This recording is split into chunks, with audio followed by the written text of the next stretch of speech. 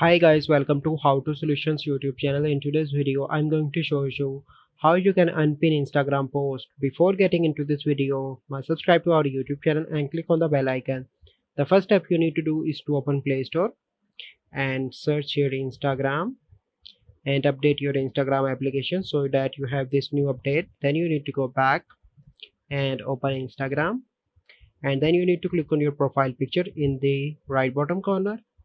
And here you can see that I pin already post. So how you can pin? You simply need to select a post and click on pin to your profile. Okay, then you need to click on confirm.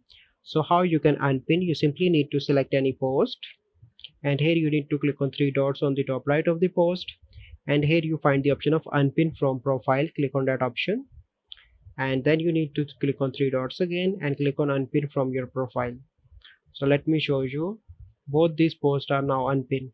So this is the process by which you can unpin posts from Instagram. I hope you find this video helpful.